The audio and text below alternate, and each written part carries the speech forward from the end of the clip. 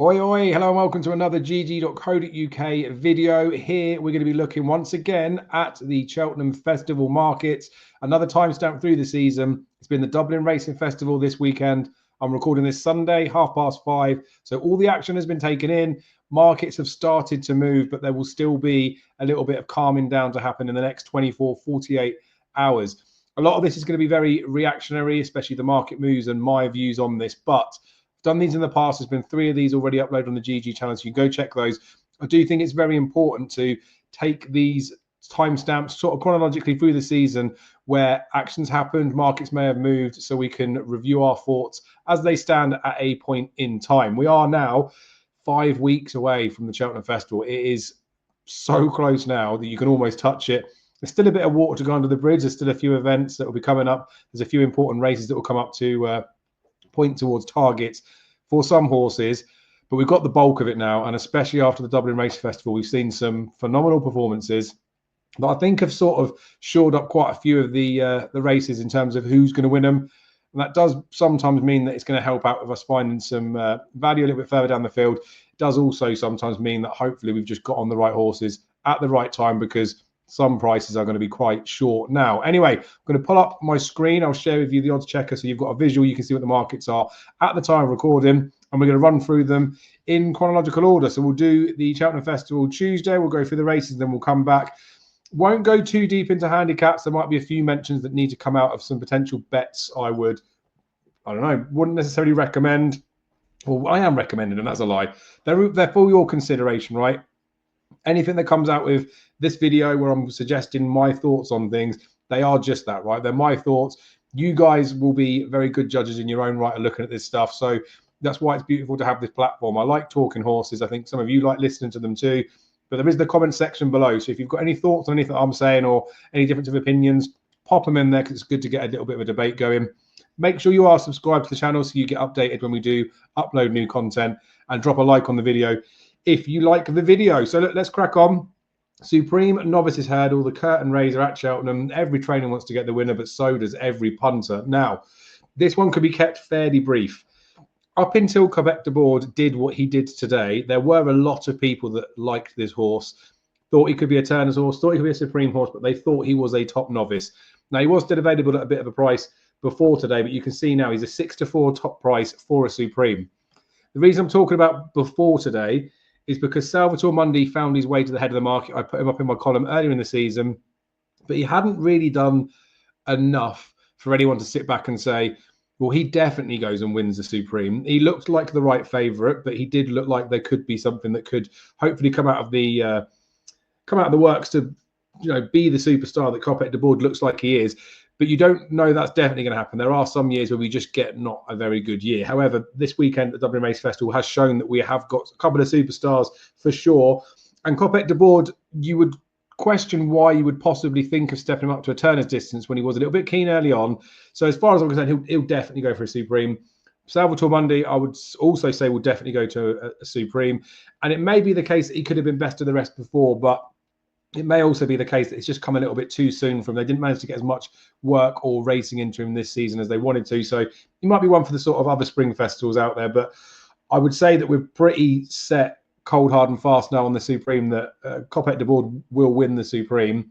In terms of price behind, because he was already a reasonable price before today's race, you've seen that Salvatore Mundi's been pushed out. Romeo Kudo's only been nudged out by a couple of places. Now, what Copet de Board did today is enough to suggest that all these horses that are priced fairly closely in the market or priced just behind him should be much bigger prices now. They can't do what he's done on what we've already seen them do up to now. So he's a strong favourite in this. There wouldn't be any juice in the market behind, but that will change as we come nearer the festival. So again, many of you will be on Monday Antepost, many of you on Copet de Board Antepost as well. So you might be sat in a good position. But if you're not already, there is obviously time to wait for it to open up a little bit after. But yeah, I'd say that that's probably the most likely winner of the Cheltenham Festival that I could say. Of all of them, there might be some that are priced a little bit shorter. I know we've got Constitution Hill and things in a champion hurdle, and we'll come on to that race in a moment. But Copet de Board looks bomb-proof after today. But of course, this is being recorded a few hours after his demolition job. I've watched it back a few times as well. So, I mean, everyone's saying he's a monster. It's not just me that's getting overexcited for no reason. Right, onto the Arkle market. Sir Gino Madborough Clash is fully lined up now to be probably one of the races of the festival. So Gino did what he did to Ballyburn first time up, over 2 miles. Ballyburn's been good this weekend. So it franks it in some way, but also they're doing it very different types, aren't they? The Kempton race was a quick one. Ballyburn was more settled over his jumping because they were going a slower pace, but like it didn't do Sir Gino's form any harm. Madborough's performance this weekend was a bit wild, I would say. His jumping was a bit wayward. I think when he was asked for an effort, he was a bit better, but he was a bit skew-if, like was jumping in different directions. But it was a very impressive performance that he did all of that and absolutely hacked up. I think he got an RPI of 164 and Sir Gino's was 166. So look, there's not much between them on ratings, but you look at the market, there's a big gap between the two of them. Now, Madborough did win the Triumph last year, so he has got that Cheltenham form. He has got that Cheltenham Festival winning form as well. So probably an argument that they could be a little bit closer in the betting between the two of them. I don't see anything else possibly having a chance of winning this race. It'd be very unfortunate if we saw both of these horses underperform on the day. But Sir Gino will go and run in the Game Spirit at Newbury. Might find out a little bit more about him then. I just think the way that this is sat, Sir Gino is an absolute aeroplane. Madborough looks like a very, very, very good horse. Sir Gino, we've got to see him jump again, but you'd like to say at the moment maybe Sir Gino's a better jumper, but he's only had that one go over fences, and it'll be a different test at Newbury. Maybe Madborough needs to be a little bit closer in the market, but again, it might be ones that you're already on Antepost, but looks a full-blown matchup between the two of them, and I wouldn't be looking to find any value behind those in the market. But it's good to see that that has been lined up as a proper clash. Mare's Hurdle, be a bit of a quicker one to go through, I suppose, because it all just hinges on what happens with, I say all that happens with Brighter Days Ahead. What's going to happen, as far as I'm concerned, is Brighter Days Ahead goes to the Mare's Hurdle. Lossiemouth obviously fell today. Provided she comes out of this fine, then I would expect there's no reason why they wouldn't continue with the plan to go for a champion hurdle. The only scenario I saw her going into a Mare's Hurdle was if she ran and gave State Man a lead today and State Man beat her, but beat her by enough that she couldn't beat State Man again, if you know what I mean. That didn't happen. She fell. We don't know what was going to happen in the results. What it does mean is we haven't got time to find out before now and Cheltenham. So I think they'll still go for a champion hurdle with Lossiemouth. Yes, the Mare's Hurdle was a penalty kick if Brighter Days Ahead didn't go there. So again, they might change their options nearer the time. But Brighter Days Ahead will go for the Mare's Hurdle as far as I'm concerned. She's got to answer that question about Cheltenham from last year where she was beaten. She's shown her ability this year is there for all to see. So look, it's not a race I want to be betting in. I wouldn't want to be taking the 5-4, so the odds against in an outright Antepost market, because you haven't got the concession on the non-runner money back on there, and anything can happen between now and then. But of course, the way that it's going to probably end up, she will be freeze on the day because there'll be no one to take her on. So I'm happy just to leave it alone. Wouldn't even be considering really putting any accas or anything in there. Like the 8-13 non-runner money back, I believe that is with Bet365, probably isn't terrible. But again, don't necessarily want to tie up so much money, especially in a mare that's been applying a trade at sort of 2 miles. She'll be fine at this trip. She is just better than all the others in there, but she was beaten at Cheltenham last year. So with all those things attached, I just see that it's her race to go and win. So look, there's no juice, I don't think, in backing Lossiemouth. I don't think there's much juice in backing some of the others behind. At the moment, there could be some value in there in the fact that obviously if Lossiemouth doesn't go like I'm implying, the other horses in behind might represent some value with 3 places. But the field will never cut up so much that there won't be 3 places on the day. And I can't see many of these horses not being bigger on the day because I'd only see Brighter Days Ahead shortening when Lossiemouth comes out as opposed to it being applicable to everything in the field, I guess. Right, champion hurdle. Again, we didn't learn that much from the DRF about Stayman and Lossiemouth, other than the fact that Lossiemouth has now made a mistake and she still is yet to do it from the front, making her own fraction. So look, pushing her out makes sense because it wasn't a very good prep for her. It's the last thing they would have wanted to happen. It was fine for Stateman, but again, doesn't really answer the question to everybody about is he back to any level of himself like he was first time against Brighter Days Ahead? Is he still the horse that he was last time? And I know he wasn't asked to do anything, but it's going to be slow on the clock, so you can't really use that for any comparison. And horses like Daddy Longlegs did start to close him a bit towards the finish, but it's not a true run race, so you can't really use that in there. But what it does say to me is Constitution Hill's a good thing for a champion hurdle, but he's priced accordingly. Brighter Days Ahead, I don't think it's going to come here. Lossiemouth, she could or she couldn't come here. I mean, it's not even beyond the realms of possibility that she doesn't make Cheltenham now, with it being 5 weeks away and she suffered a fall. But fingers crossed and touch wood she does. But Stateman looks a fair enough each way bet. I know people will talk about horses like Burdett Road at big prices that can fill the frame. But if it is Constitution Hill, Lossiemouth and Stateman, I know Stateman's not completely in love with Cheltenham, but he's got to fill the frame, hasn't he? And then if Lossiemouth does go to the mares or she doesn't make it to Cheltenham, then it is Constitution Hill versus Stateman, and he's a free each way swing ultimately, isn't he? Look, I think Constitution Hill will win this race.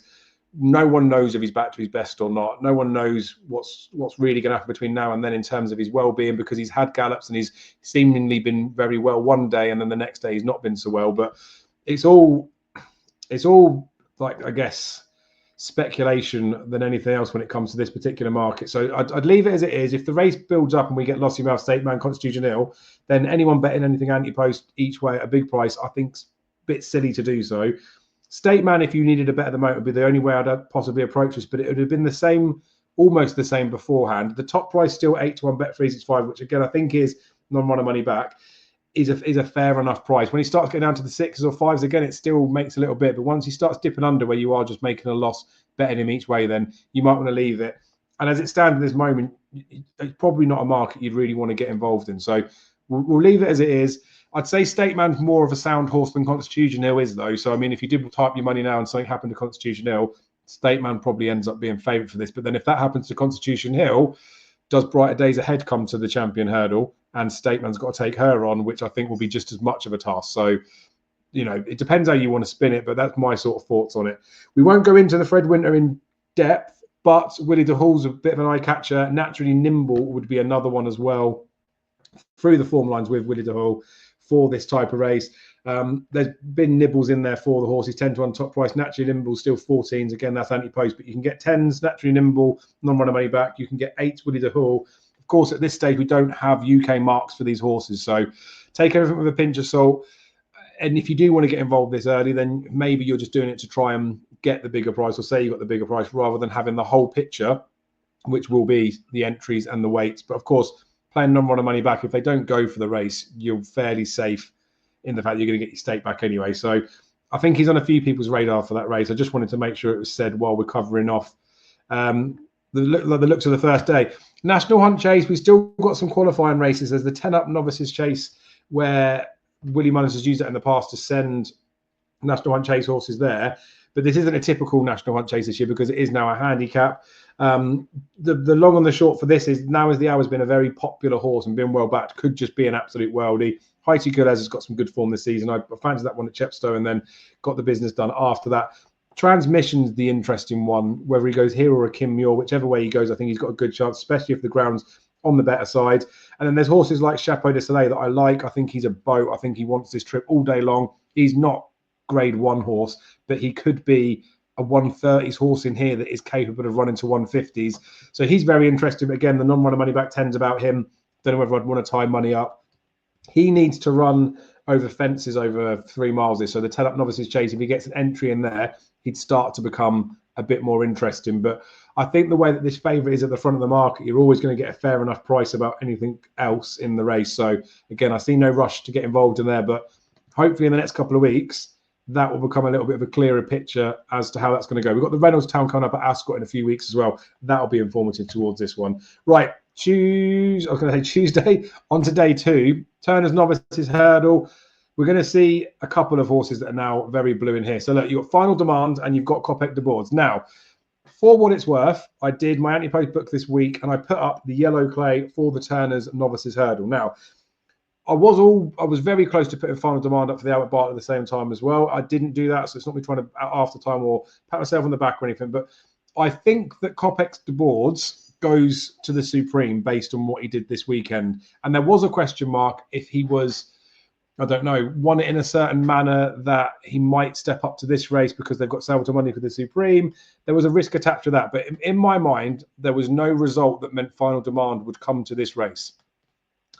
However, Salvatore Mundi is obviously the second string for the Supreme now. Copec de Board will be going to the Supreme as well. So we haven't got to worry about Paul Tanner wanting to split his mounts up, because I think people might have thought Mundi for Supreme, Copec de Board for this, and Final Demand for the Albert Bartlett. But he's going to have a ride in it. It may be that he chooses that Final Demand will come to this race, but we'll have to see on that. He looks a very, very good proposition. I still think he could be Albert Bartlett bound. But the one thing that was interesting is that Gordon Elliott said straight after about Wingmen, who came second to Final Demand, good effort, stepping up and triple suit him. He's definitely going to the Albert Bartlett. So to talk about one that hasn't featured this weekend, I still believe the yellow clay comes to this race. And I still think the yellow clay's form is better than what the New Lion's done, yet he's twice the price and a bit some on top of that. So it is what it is with that. It's Final Demand's decision, I guess, now, or Willie Munn's decision, where he's going to put them. Part of the connections, it's Brian Drew and then Caroline Tilsdale, isn't it, that have got this horse, but she's also got JetBlue that won the Albert Bartlett trial. So I don't know whether they'll want to do that just to split them up. Not that that's in the same sort of pecking order, if you know what I mean. But where Final Demand goes, I wouldn't be confident at the moment.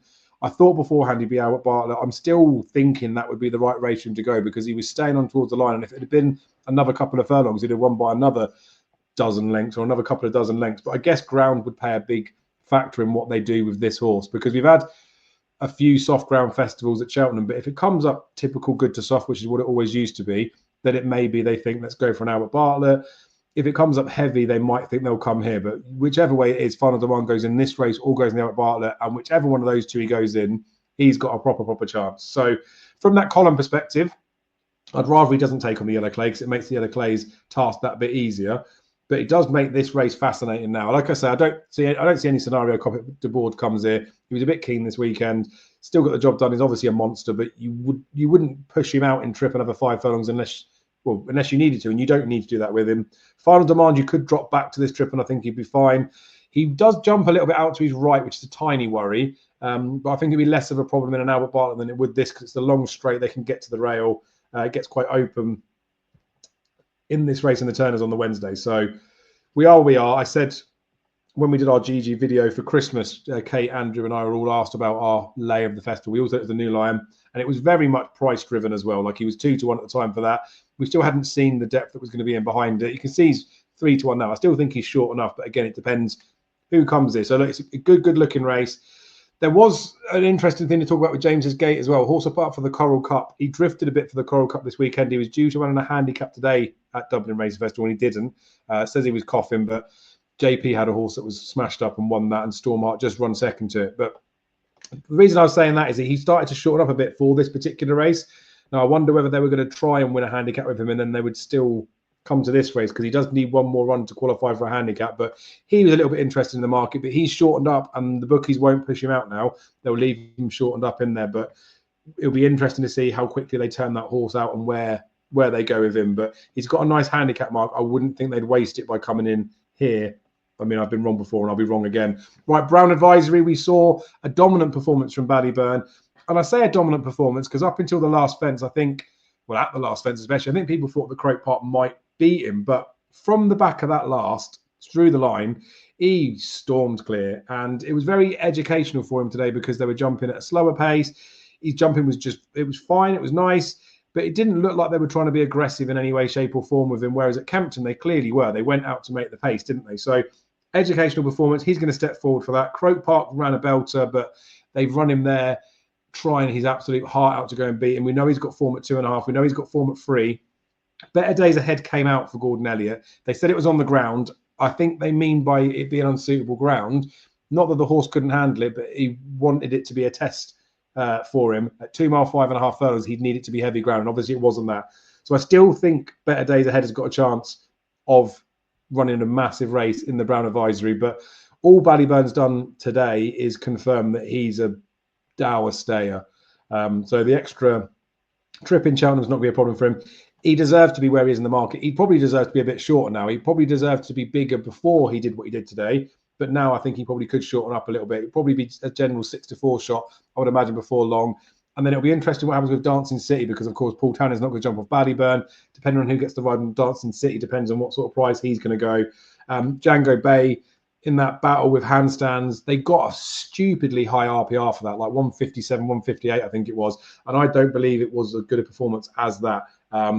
So, yeah, he might be one for Aintree, Django Bay. But look, it looks a proper race. Ballyburn's got a real chance. Dancing City might get weak in the market, might end up being a each-way play, but not at the moment. If you've got the option of backing 2-1 Ballyburn or 3-1 Dancing City, you should definitely be betting Ballyburn. I still like Better Days Ahead as a bit of a fly in the ointment. I don't think Croke Park, off the back of that effort, could do any better against Ballyburn over a further trip, whereas I do think the Better Days Ahead, the further he goes, the more of a test it's going to be, the better light we'd see him in. So interesting. interesting effort from there, but it was just good to see Ballybone go and do it, because if he'd have got beat, it would have probably posed more questions than answers coming into the festival for the Brown Advisories.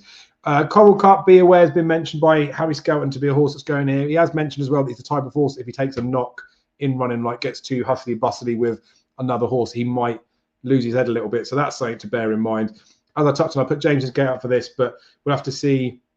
I'll have to see what happens with him, where they go for another handicap, because they'll need another run to get him qualified for it. But you can see 12-1 Be Aware's about there. He'll probably go off favourite for this race, given the yards record in there. But I like him. I think he's got a proper chance, to be fair. I've had a little bit on him. It wouldn't be the worst thing to do to tie up some money, non-runner money back on him in the race, but he is going to that race, obviously, health permitting and stuff like that as well. So you wouldn't necessarily need the non-runner money back concession, but I would still take that thinking he's going to go off single figures anyway. But I have backed James's Gate in the Coral Cup, expecting him to run this weekend, and it hasn't happened. So yeah, it'll be interesting to see what happens there. Cross country chase, we'll just leave as it is. Champion chase picture, I haven't looked at the market since Gaelic Warrior was battered today, but it's Leopardstown and it's the DRF, and that's not when Gaelic goes so well. Although he did win that handicap hell, didn't he, a couple of years ago?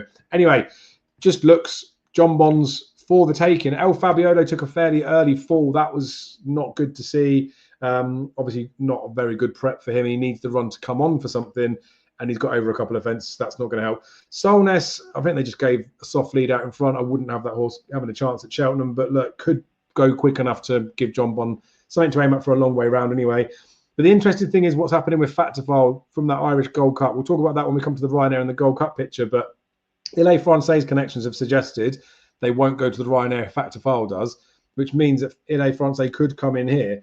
He's shortened up a bit because Gaelic Warrior's obviously been beaten, so his price has gone out, although he'll be saving himself with Cheltenham. But he looks like a horse that needs a trip now at least, so he should be going Ryanair, I would imagine. But they might still want to go for this because he is the Reign and Arkle winner, and it seems like the logical step to go with him there. Energumen's just too old for this race, but all it's done is it's strengthened up John Bond at the front of the market. This is probably his season to get his Cheltenham Festival win, and I really hope he does. I wouldn't want to be steaming in just for the fact that he hasn't had his best performances at Cheltenham, but I think he's fine. I don't think there's abundance of depth behind.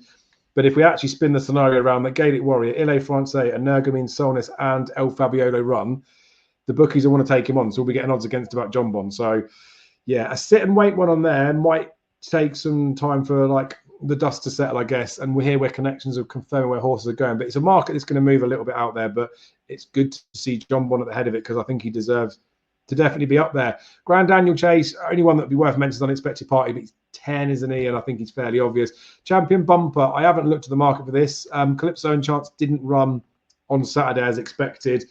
Bambino Fever won under Jodie Townend today.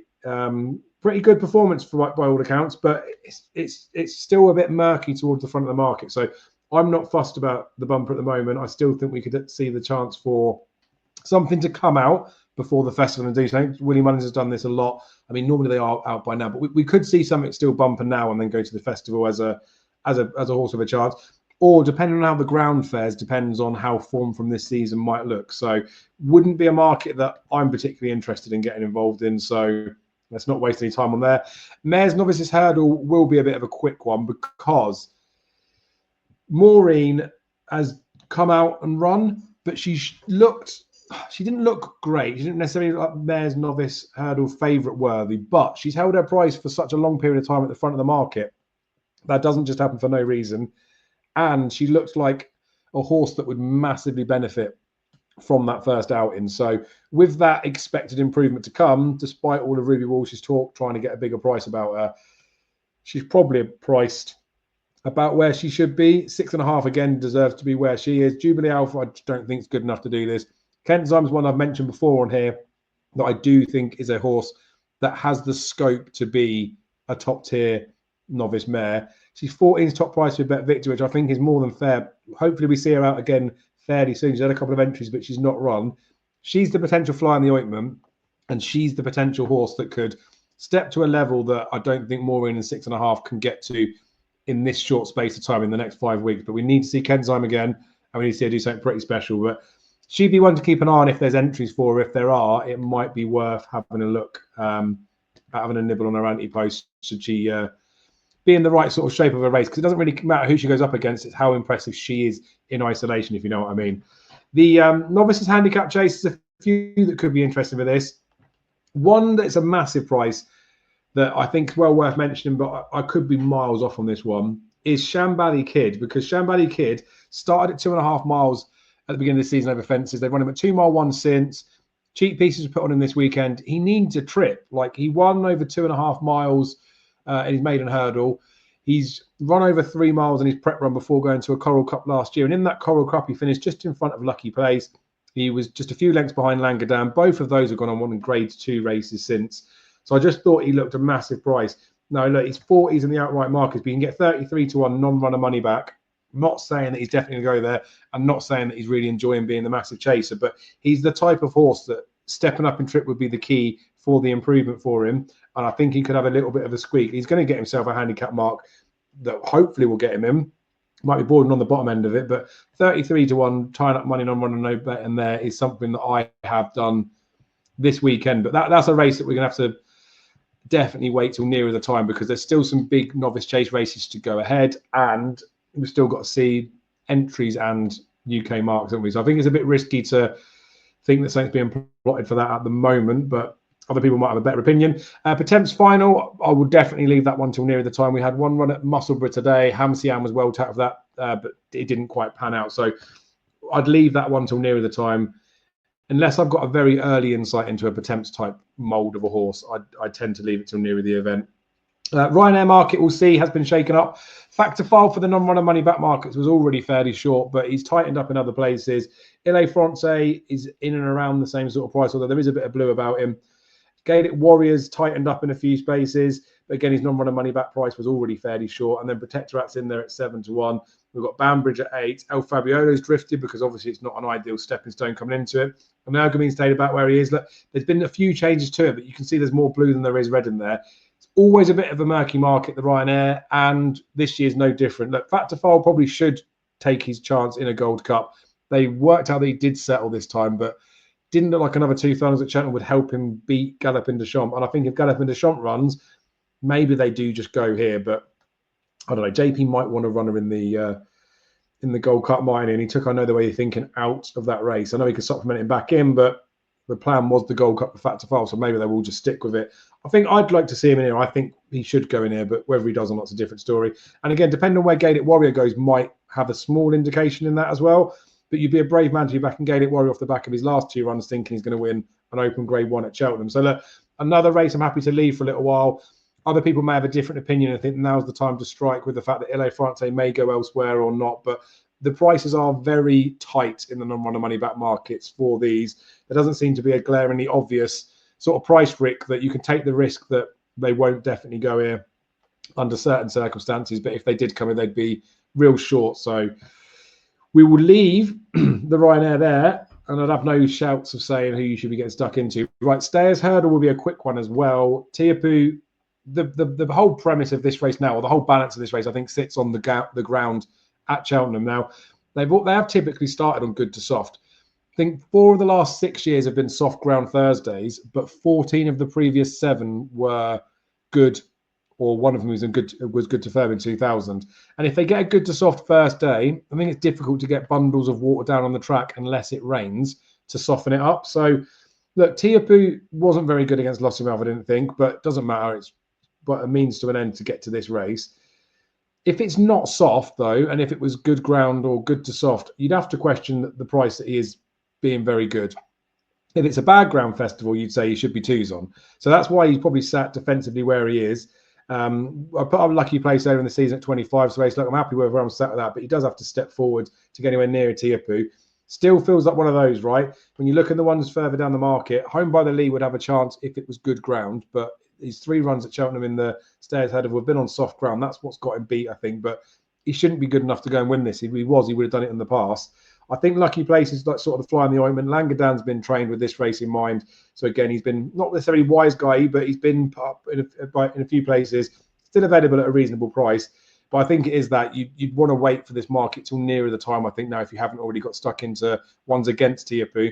And then, as I say, if it does get to a real bad ground festival, his price will start to contract, but it won't just contract miraculously from like 11 to 10. into 1 to 2, 1 to 3, you'll see gradual moves and you might be able to get some money stuck into him if it looks like it's going to be a wet one. And again, I know people will be into him early as well, which is fine and fair. I've never found him to be a juicy enough price that I'd want to take the risk on the ground. That said, I'd gladly have some of the 7 to 2 that was about him earlier this season. And there's probably people with bigger slips than that too. The play is a race I haven't got a strong opinion in, so we'll move on. Kim Muir Transmission that I mentioned earlier, I could be interested if he comes here. And last year, second in the Kim Muir Gipmaker would be off a very tempting mark to go close in there again. 25s, I think he is, so that could be one to think about. But we'll leave that race as that. The handicaps need a little bit more time, I think. As for the Triumph, Hello Neighbour improved more than Lady Vega Adam did from Christmas, which surprised me a little bit. It was a nice performance, but it didn't make me think that the Brits have got anything to worry about. Lulamba and East India Dock rightly are the front two in the market. I'd like Lulamba. I maybe wanted to see a little bit more, and that's probably people thinking I'm being a bit harsh, but it was a very good performance. 6 to 4 worthy for a Triumph. More says how it's been this season in terms of other horses that were fancied. It's not quite panned out. But look, there'd be an argument to say on what East India Doc's done, why is he not favourite? And then you'd also argue the same thing. Okay, well, on what East India's Doc, why isn't he favourite? And that's got to speak volumes that there's been money around this Lulamba. And if people wanted to get stuck into East India Doc, they would have done, and he would have shortened up. So I feel like he's one of those that Lulamba deserves to be favourite, I think. East India Doc could warrant being a shorter price than he is, and obviously has got the form in the book. But I remember him being a flat horse, and when he didn't get things his own way, like a couple of times they tried to hold him up, he didn't run as well. And I'm worried that when he gets into a Triumph against proper horses, he might get hustled at the front and he might not like it, because he's really not beating anything. I think one horse has come out behind him and won at 4 to 9 on. So it's not the deepest form, but like he's going lovely. He jumps nicely. I don't like the fact that James Owen said he wasn't his best juvenile in the season. And as much as it's good, I want to see horses jump well. In no way, shape or form do I want to see animals making mistakes. We don't know what he's going to do if he does make a mistake. And when you've got these foot perfect animals, all it takes is a horse near them to wander about. If he does get pestered, them to take a bad jump to see how they're going to react to making those mistakes. So I'm not picking holes in him because he jumps too well. I'm just saying that I think he's priced where he is because we know what he's done on the course, and people that would want to back him would have been lumping into him. So look, again, if you're already on him at prices, fair play. If you're on the Lambert prices, fair play. I think the winner comes from those two. As far as it stands, for right now, for a bet, I don't know. I don't think I want to be steaming into the Lambert at 6 to 4. You might get a bigger price. I mean, there is 2 to 1 about. And East India Doc, I don't feel like he could get too much shorter, because if he was going to, he already would. So you might get a bit bigger about him. So yeah, Triumph looks like it's going to be a good race this year, to be fair. I do think the Brits have got that race in their pocket. Right. We'll move on to, we're not doing the county hurdle. There is one that ran today, isn't there? Behind Copex de Bordeaux, that came second, who would be the mould of a Martin Pipe type horse. So we'll talk about him in the Martin Pipe, but he could be county as well, because Willie Munn has done it with Samoa and State Man, of course. State Man. Right, Mare's Chase. I mean, everyone's getting excited about Bioluminescence, and I get it to an extent, but she did it all on really bad ground.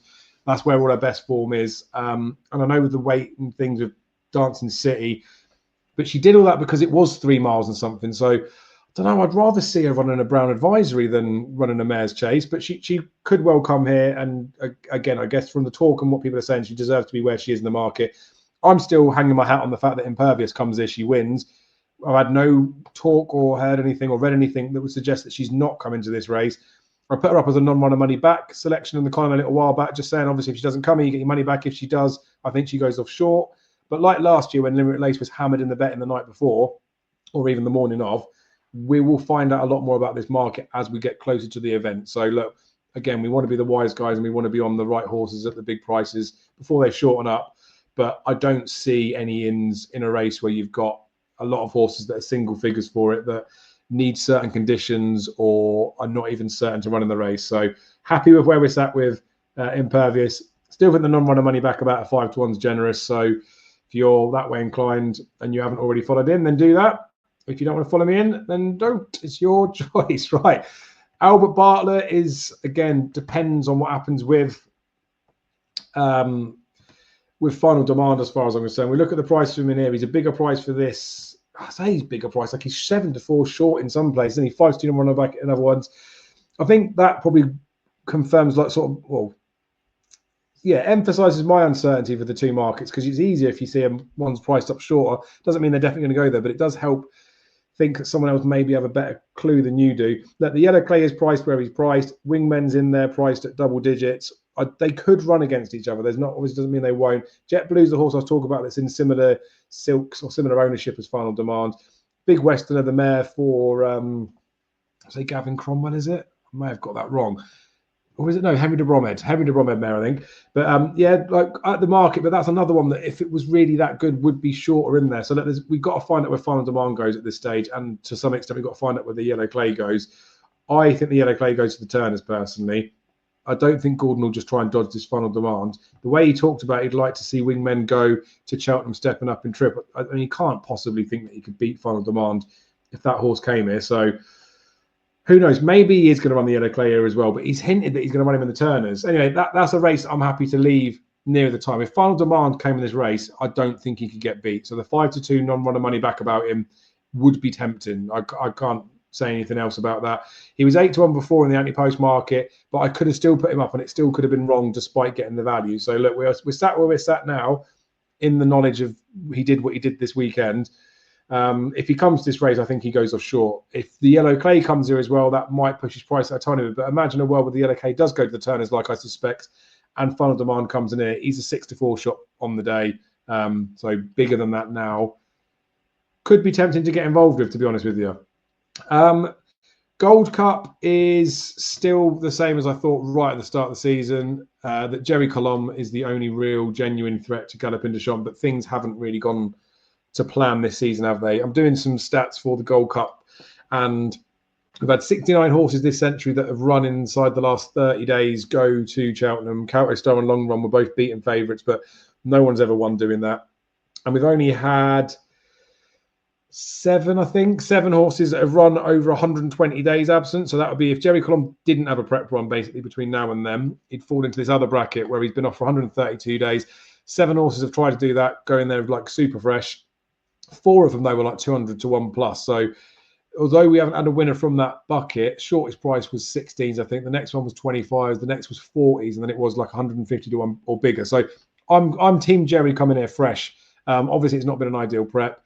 Galopin Des Champs does just win this race, doesn't he? As far as I was saying, like he should just win this, but like it is still a Gold Cup. I don't know whether Factor comes here or not, but I would say that Jerry Colombe's his biggest danger.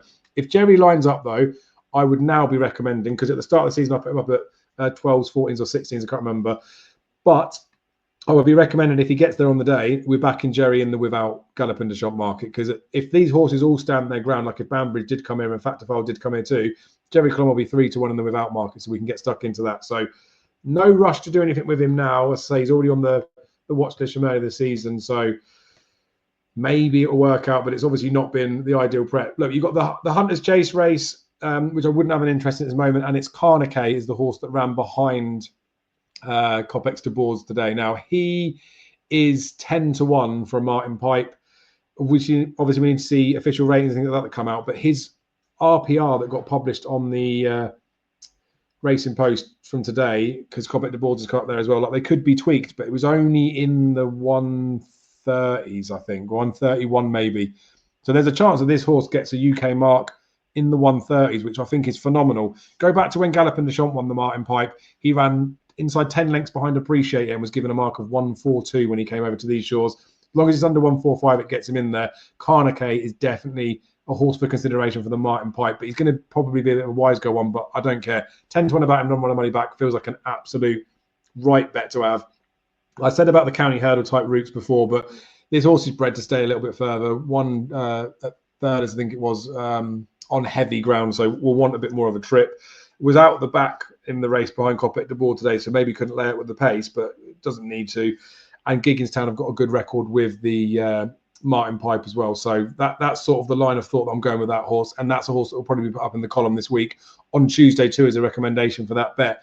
Right, that wraps up all of the Cheltenham Festival races that I'm able to cover within this.